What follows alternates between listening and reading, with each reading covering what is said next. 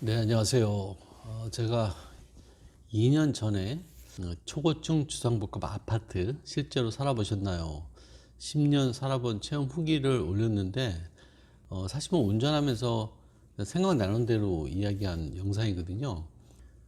근데 이 영상을 올린 지가 시간이 꽤 지났음에도 불구하고, 아직도 조회가 계속 되고 있고, 지금 벌써 8만 정도 조회를 했거든요. 제 영상 중에서 가장 많이 조회를 한 영상이기도 합니다. 그래서 오늘은 이 영상에 대해서 댓글도 많이 달렸는데, 오늘은 그 매운맛 버전으로 오늘 그 낱낱이 주상복합의 어떤 그 민낯을 좀 이야기하고자 합니다.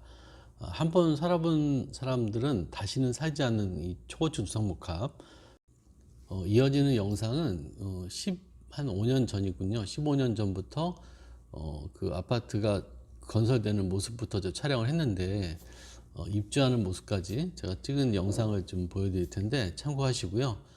이야기 시작해 보도록 하겠습니다. 네, 일단 그 10년 동안 제가 살면서 느꼈던 어떤 감정들, 어떤 경험을 좀 말씀드리겠습니다. 일단 입주하고 한 달 정도 지나니까 이제 현타가 오기 시작합니다. 일단 한 달 동안은 새 아파트에 들어간 어떤 그 기쁨이랄까 뭐 그런 것들 때문에 굉장히 좀 설레고, 그 앞에 그 펼쳐지는 그 조망, 저희 같은 경우는 그 네 개 동이 다 그 앞에 뻥뷰였기 때문에 지금 뭐 지어지는 그 홍콩 아파트, 닭장 아파트처럼 뭐 가려지고 막 모여 있는 그런 아파트가 아니고 네 동이 일렬로 배치가 돼가지고 조망이 잘 되는 그런 아파트였어요. 일단 조망도 딱 한 달 지나니까 안 보게 됩니다. 날씨가 좋아야지 보는데, 날씨가 이렇게 좋은 날씨가 1년에 많지가 않아요. 화창한 날씨가. 대부분 다 안 보게 되고, 이제 커튼을 치게 됩니다. 햇빛이 너무 많이 들어오기 때문에, 여름에도 햇빛 때문에 그 커튼을 치게 되고, 겨울에도 추우니까 또 커튼을 치게 되는 거죠. 제일 처음에 그 살면서 느꼈던 어떤 그 불안감 중에 하나가 안전 트라우마입니다. 안전 트라우마. 지진에 대한 그 트라우마가 있는 거죠. 주상복합 아파트는 내진 설계가 거의 6.5 정도로 설계가 됐다고 해요. 그래서 아파트 자체가 이제 그 지진 대비해서 특화된 그런 설계가 되어 있기 때문에 주상복합 아파트는 일단 건축비 자체가 상당히 비쌉니다. 보통 우리가 초고층 아파트라 하면 이제 50층 이상을 얘기하거든요. 50층 이상이 되게 되면 건축 인허가도 어렵고, 그리고 건축 비용도 거의 2배 정도 들어가기 때문에 당시 분양가도 인근 아파트 시세의 거의 2배로 분양을 했어요. 상당히 고분양가로 분양을 했고, 물론 뭐 고분양가 덕분에 그 모든 자재들은 다 수입 자재, 고급 자재들로 많이 들어가 있었죠. 근데 이 화재라든가 이 지진에는 좀 약간 불안한 감이 있어요. 건물 자체가 내린 설계가 되어 있기 때문에 흔들릴 수밖에 없거든요. 근데 흔들리는 게 이제 미세한 진동인데, 이걸 뭐 느끼시는 분들은 거의 없는 것 같아요. 저도 잘 못 느꼈는데, 살다 보면 좀 흔들리는 좀 느낌이 없지 않아 있거든요. 특히 몸이 약하신 분들은 그걸 잘 느끼시는 것 같고, 뭐 건강한 사람 잘 못 느끼는 것 같고 그렇습니다. 가장 중요한 게 화재인데, 화재는 곧 죽음입니다. 사실상 그 저희 같은 경우는 이제 50층 정도 살았는데 1층까지 계단으로 내려갈 수가 없어요. 1층까지 내려가기가 상당히 힘듭니다. 워낙 그 높기 때문에 화재가 나면은 이제 그 중간 대피층이 있어요. 여기 한 30층인가 아마 중간 대피층이 있는데, 거기까지 내려가는 것도 한 20층 내려가야 되는 거거든요. 거기 가서 이제 해결되는 게 아니라 거기서 이제 소방관이나 이제 구조사다리로 유리창 깨고 이제 그 구조를 기다려야 되는 구조입니다. 아니면 66층 옥상까지 올라가서 헬기 구조를 기다려야 되는데 더 위험하죠. 1층까지 내려가는 건 사실 엄두가 안 납니다. 화재 시에는. 힘없는 노인들은 생존이 사실 어렵다라고 보여지고요. 제가 10년 정도 살면서 딱 한 번 그 호기심에 그 1층부터 50층까지 한번 걸어 올라가 봤어요. 그 비상계단 그 좀 답답한 공기잖아요. 환기도 잘 안 되고 그 공기 마시면서 올라가는데 이제 수십 번을 주저앉았습니다. 너무 힘들어서 올라갈 수가 없어요.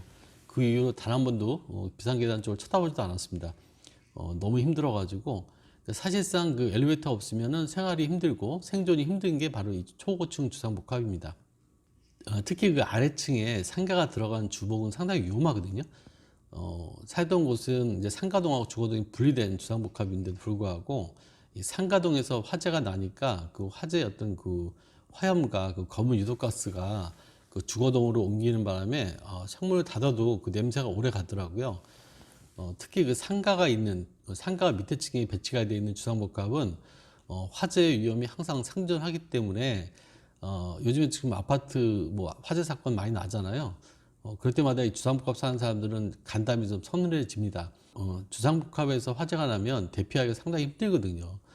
내려온다는 게 상당히 힘들기 때문에 특히 이제 그 상가 쪽에 이제 중식당, 중국집점이 있는 곳은 더 위험합니다. 센 불을 쓰기 때문에 항상 그 화재 위험이 있거든요.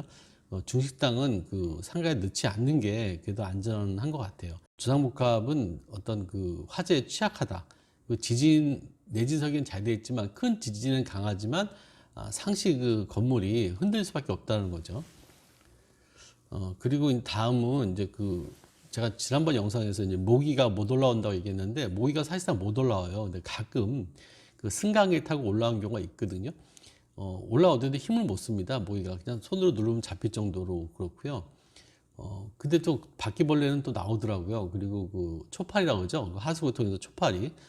그런 그 곤충들은 좀 발견할 수가 있었는데 이 모기는 올라오기 힘들고 파리는 그 파리도 엘리베이터 타고 가끔 올라오긴 하는데 모기 파리는 거의 못 본 것 같아요. 그냥 하수구에서 올라오는 초파리 정도는 이제 발견했던 것 같고 식물도 잘 자라지 않아요. 식물도 창가에 내놓으면 오래 못 갑니다. 아무래도 그 150m 이상 그 상공에 있는 아파트이기 때문에 아무래도 좀 좋지 않았던 것 같아요. 건강하신 분들은 모르겠는데 몸이 약하신 분들은 약간 좀 우울증도 오고 그런 부분도 있었던 것 같아요. 저도 역시 살면서 이렇게 건강했던 느낌이 아니고 이 풍수적으로 봤을 때도 이 초고층이 앞에가 뻥 뚫려 있기 때문에 어떤 그 안 좋은 기운 그런 것 같이 다 이제 흡수한다고 하더라고요.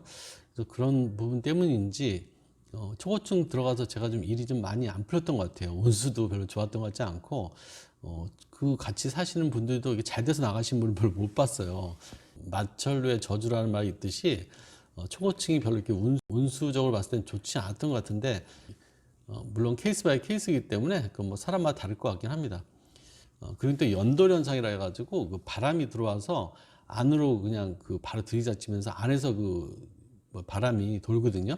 그래서 엘리베이터가 수시로 고장 납니다. 제가 살던 곳은 엘리베이터가 총 비상용까지 해서 총 7대였거든요. 그러니까 화물용 1개, 나머지 이제 승객용 6대였는데 수시로 고장이 나요. 수시로. 6대 중에서 4대가 고장 난 적도 있었거든요. 그러니까 이게 그 보통 이제 6대면은 3대는 이제 그 1층부터 40층까지만 운행을 하고 나머지 3대는 이제 41층부터 66층까지 운행을 했는데 고층에 있는 엘리베이터가 더 많이 고장이 납니다. 고장이 더 많이 나요. 희한하게 많이 납니다. 아무래도 그 연도 현상이 더 심하기 때문에 그럴 것 같기도 하고요. 그 건물의 흔들림 때문에도 그런 것 같긴 합니다. 그리고 또 그 해외에서 부품을 대부분 다 조달해서 오기 때문에 엘리베이터 부품 구하기 상당히 힘들어요. 초고층의 엘리베이터는 좀 특수 엘리베이터이기 때문에 부품을 해외에서 구매를 해야 된다고 합니다. 그래서 뭐 보통 뭐 배 타고 가야 되니까 뭐 한 달 걸린다는 경우도 있었고 그래서 뭐 엘리베이터 고장 나면 정말 답이 없어요. 세대가 운행이 됐는데 이제 고층 세대, 저층 세대니까 세대가 운행이 됐는데 2대 고장 난 적이 있었거든요. 그럼 거의 뭐 지하철 타는 것 같아요. 엘리베이터 한 대를 기다리면서 몇 번을 놓쳐야 되는 뭐 지하철 뭐 김포 골드라인이라고 하나요? 그 정도로 그 엘리베이터가 그냥 그 지하철처럼 촘촘하게 들어가는 경우 그런 경우 상당히 많았습니다. 엘리베이터 고장이 수시로 일어난다. 세대가 정상적으로 가동된 날이 많지 않았어요. 보통 1개, 2개는 항상 고장나 있었거든요. 부품 교체가 쉽지 않았다는 거죠.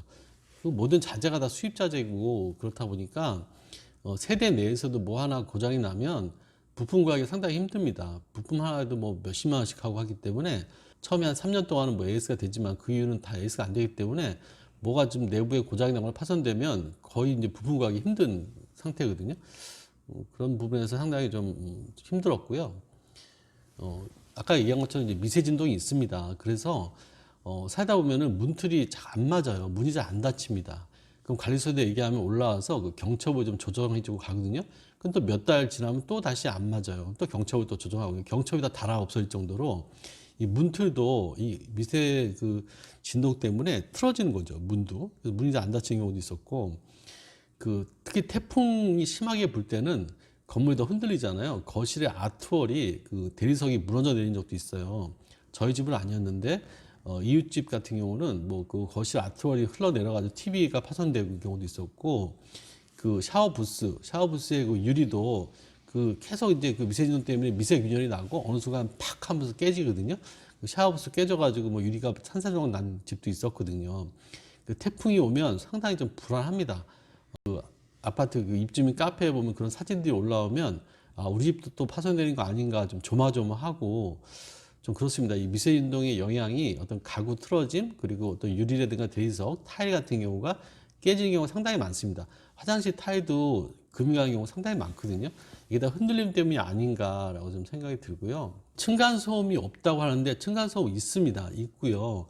저녁만 되면은, 밤만 되면은 그 뛰지 말라고 그 관리사무소에서 안내방송 하는데, 아, 정말 짜증날 정도로 계속 방송이 나오거든요. 그만큼 층간소음이 심하니까 민원이 많이 들어가는 거고, 민원이 많이 들어오니까 관리소에서 그 방송 계속 하는 거거든요. 매일 밤 방송을 합니다. 이게 기둥식 구조라서 일반 그 아파트 벽식 구조보다는 소음이 덜한 건 맞아요. 쿵쿵쿵 날 소음이 콩콩콩 납니다. 안 나는 건 아니에요. 저희 윗집도 굉장히 그 층간소음 때문에 저도 스트레스 많이 받았거든요. 몇 번 관리사무소에 전화를 해가지고 좀 자제시켰는데, 밤에도 막 뛰어다니면 쿵쿵쿵 하지 않지만 콩콩콩 소리가 납니다.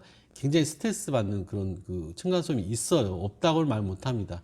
분명히 있습니다. 근데 일반 아파트보다 한 3분의 1 정도, 한 절반 정도 소음이다라고 보시면 될 것 같고요. 그 기둥식 구조 때문에 그 방마다 그 큰 기둥이 있어요. 그 기둥 때문에 방 면적을 많이 잡아먹습니다. 그 전용 면적 안에 그 기둥이 상당히 많이 면적을 찾아먹거든요. 그래서 모양이 정사각형이 안 나오고 그 꺾이는 모습이 나옵니다. 코너가. 그래서 가구 배치하기도 좀 그렇고 모양 자체도 이쁘게 안 나오는 게 주상복합이죠. 주상복합은 대부분 이제 타워형으로 돼가지고 향도 좋지가 않아요. 북향도 있고요, 남향도 있고, 뭐 남동향, 서향 다 나오거든요. 북향집은 1년 내내 햇빛이 안 들어와가지고 북향집은 정말 최악입니다. 난방비도 많이 나오고요. 사람이 살기 좋지가 않죠. 북향집이. 이 그 주상복합은 타워형으로 올라가기 때문에 동서남북 다 향이 다 있다라는 거죠. 그래서 북향집에 사신 분들은 더 상당히 힘들다. 저는 그냥 남향에 살아서 괜찮았는데, 주상복합 타워형은 외관으로 봤을 때 멋있지만 그 안으로 들어가 보면 그 세대 구조가 좋게 나올 수가 없거든요. 그래서 보통 이제 초고층 주상복합 아파트 그 내부 유니트를 보게 되면 모양이 좀 희한하게 많이 나올 거예요. 그런 모양 자체도 사실 이제 풍수상 좋지는 않다고 합니다. 네모 반듯해야지 좋다고 하는데, 방 모양도 뭐 그 오각형이 나오고 하거든요. 좋지는 않은 것 같아요. 그리고 서비스 면적이 되게 적습니다. 서비스 면적이 거의 없다 보니까 일반 아파트는 사실 뭐 전용 면적 8사를 하더라도 좀 넓게 뺄 수 있는 게 서비스 면적이 있기 때문에 그 발코니 확장하면서 넓어지는 건데, 기본적으로 서비스 면적이 거의 없어요. 그렇다 보니까 아파트의 한 35평 정도의 어떤 크기를 생각하고 있다면 최소한 50평대 이상을 사야 됩니다. 그러니까 50평형 이상 정도 돼야 일반 아파트 그냥 84 타입 정도의 면적 느낌이 나올 정도로 막 꺾이고 코너지고 각지고 뭐 방마다 기둥 때문에 면적을 뺏어먹기 때문에 되게 좁아 보이는 게 그 초고층 주상복합의 모습이라고 보시면 될 것 같아요. 그리고 이제 뷰도 복불복인데, 앞동을 가리는 동 같은 경우는 정말 답답합니다. 진짜 층수는 막 50층, 뭐 60층 되는데도 앞동이 정면에 딱 가리고 있으면은 정말 짜증나거든요. 저는 다행히 이제 그쪽은 아니고 뻥뷰였기 때문에 다행이었는데, 그렇게 가리는 동 같은 경우는 내가 60층 살아도 앞동이 가리기 때문에 뻥뷰가 안 나오는 거예요. 측면으로 틀면은 나오겠지만, 그래도 거실 딱 열었을 때 앞동이 딱 가리고 있으면 좀 짜증 나거든요. 또 최근에 지어지는 주상복합 같은 경우는 그 닭장 아파트라고 표현하잖아요. 단지 내 여러 동을 올리는 바람에 이제 바깥에 외부동 말고 안쪽에 있는 동들은 진짜 고층이어도 햇빛 보기 힘들거든요. 그런 주상복합은 정말 더 답이 없는 거죠. 그리고 이 뷰는 딱 한 달 가더라고요. 한 달. 우리나라가 1년 365일 중에서 제가 살아보니까 화창한 날이 한 100일도 안 되는 것 같아요. 날씨가 미세먼지 때문에 겨울하고 봄에는 항상 뿌옇고요. 제가 올린 영상도 보시면 알겠지만 이 뷰가 깨끗하지가 않습니다. 그리고 외벽의 유리창이 이 통유리이기 때문에 외벽 유리창을 닦아주지 않으면 그 뷰가 더 안 나오거든요. 근데 사실 뭐 외벽 유리창을 뭐 매년 닦을 수도 없는 거고, 그다음에 그 유리 자체가 깨끗하지 않아서 그렇게 뭐 이제 깨끗한 뷰를 맛보기는 좀 쉽지가 않다라는 게 사실이고요. 그리고 이제 폭설이라든가 뭐 이렇게 눈이 많이 내려오는 날이라든가 이제 화창한 날에는 그때는 이제 상쾌한 어떤 뷰를 볼 수가 있는 거고, 눈이 많이 오면 뭐 설경이 좀 멋있는 건데, 뭐 그런 날이 뭐 1년에 몇 번 되겠습니까? 그런 날이 1년에 몇 번 되지는 않죠. 항상 미세먼지가 껴가지고 뿌연 모습을 볼 수가 있는 거고요. 그리고 이제 그 비가 오고 천둥이 치면, 특히 장마철에 천둥 치면, 이제 50층 이상 높은 데는 이제 번개가 집 안으로 들어올 것 같은 느낌이 드는 거예요. 바박 하면은 정말 살벌합니다. 번개, TV를 보고 있다가 번개를 맞는 거 아닌가 하는 느낌 정도로 번개가 바로 들이치기 때문에 커튼을 닫아야 되고요. 상당히 위험한 느낌을 좀 받아요. 물론 번개가 그 세대 안으로 꽂히지 않겠지만, 느낌적으로 거의 번개가 치는 그 높이가 저희 그 거실 높이 정도 되거든요. 상당히 좀 살벌한 느낌을 좀 가질 수가 있고, 특히 1년에 한두 번씩은 꼭 강한 태풍이 오잖아요. 그 태풍이 오면 정말 두렵습니다. 이 건물이 또 어떻게 또 타일이 또 무너질지 모르고, 또 창문을 열 수가 없어요. 창문을 열게 되면은 그 바람이 거의 진짜 뭐 바람의 세기가 창문만 열면 안에 있는 모든 게 다 쓸려 나갑니다. 거실에 있던 것들이, TV에 있던 뭐 꽃병도 넘어지고, 뭐 종이 같은 건 그냥 날아다니고, 뭐 그 정도로 강한 그 바람이 들어오거든요. 일반 아파트처럼 이렇게 문을 전체 개방할 수 있는 게 아니라 한 45도만 개방할 수 있어요. 45도만 개방해도 그 바람 세기가 엄청납니다. 그리고 그 바람이 심하게 불 때, 태풍이 심하게 불 때는 이 창문에 그 손을 대고 있으면은 창문이 밀리는 걸 느낄 정도로 앞에서 막힘이 오기 때문에 온 그 바람을 다 맞는 거예요. 그러니까 건물도 이런 그 바람의 어떤 그 때문에 흔들릴 수밖에 없는 거고, 흔들다 보면 이제 모든 문틀이라든가 이런 것들이 좀 영향을 받을 수밖에 없는 것 같아요. 뭐 또 주차장 같은 경우는 또 저희가 이제 대형 평수이기 때문에 주차장은 뭐 세대당 2대 이상이거든요. 그래서 보통 이제 2대씩 주차할 수 있는데, 이제 그 주차 공간은 많습니다. 왜냐하면 세대 곱하기 2대 정도를 다 주니까. 근데 또 대부분 다 주상복합 사는 사람들은 큰 평수 살기 때문에 보통 차가 2대 이상이에요. 어떤 사람 뭐 세대도 있는 사람이 있고 4대 있는 사람도 있어가지고 차량이 좀 그 많은 편이고, 또 주상복합이다 보니까 주변에 그 상업지역과 같이 붙어 있잖아요.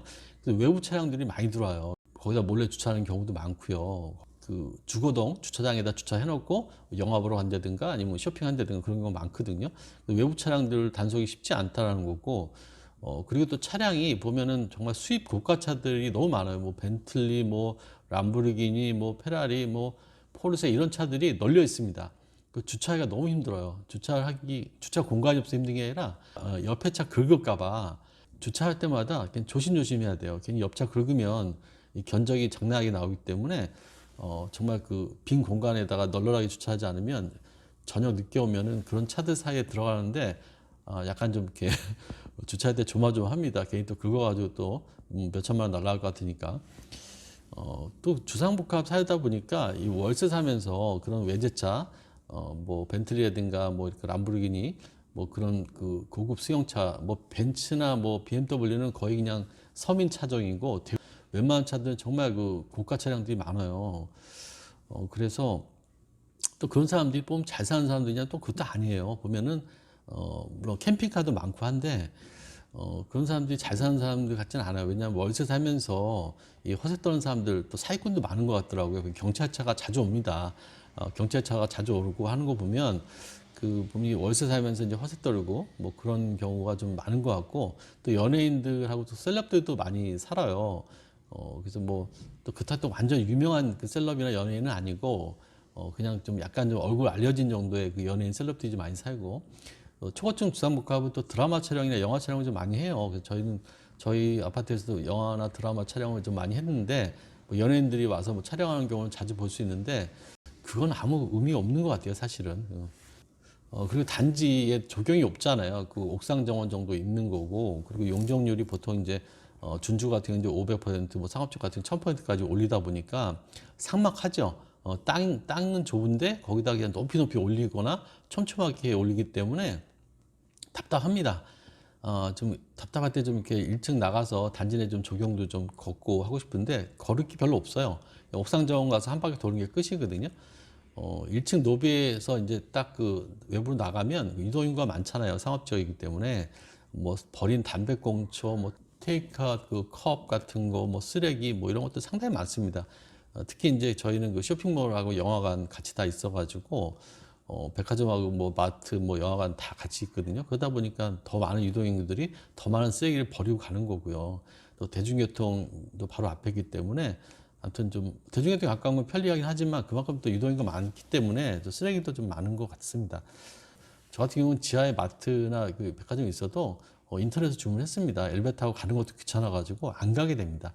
뭐 슬세권 하는데 정말 뭐 급할 때 아니면 안 내려가고요. 대부분 인터넷 주문하고 내려가서 올라가는 것도 귀찮은 거죠. 사람들 그렇게 되는데 저만 그런 게 아니라 주변 사람은 다 쇼핑몰 밑에 그 대형마트가 있는데도 불구하고 인터넷 쇼핑으로 주문해서 다 배달로 시키더라고요. 사람의 어떤 그 게으름은 끝이 없는 것 같아요. 옆 밑에 있다고 해서 자주 이용하는 것 같지 않습니다. 그리고 이제 중요한 거는데 안 팔립니다. 주상복합은 일반 아파트가 수요가 100이라면 주상복합은 10 정도밖에 안 돼요. 그러니까 수요 자체가 적습니다. 그리고 가격도 높기 때문에 수요가 굉장히 한정적이거든요. 그래서 안 팔립니다. 처음에 신축발 있을 때 정리하지 않으면 10년, 20년 못 팔고 계속 거기서 살아야 돼요. 강제 존버를 할 수밖에 없는 거거든요. 상당히 답답하고 그리고 또 재건축이 안 되기 때문에 이게 뭐 20년, 30년 이게 노후화되면 답이 없어요. 60층짜리를 어떻게 120층 만들 수는 없잖아요. 그죠? 사실 뭐 그 내용 연수가 일반 아파트 철근 콘크리트조는 이제 50년 정도 본다고 하는데 보통 이제 40년 정도 되면 이제 재건축 하잖아요. 근데 이 주상복합은 이제 철거조라고 해가지고 뭐 100년이라고 하는데 말이 100년인지 100년까지 가겠습니까? 이것도 한 4, 50년 되면은 노후화 돼가지고 재건축을 해야 되는 상황인데 재건축을 못 하는 거죠.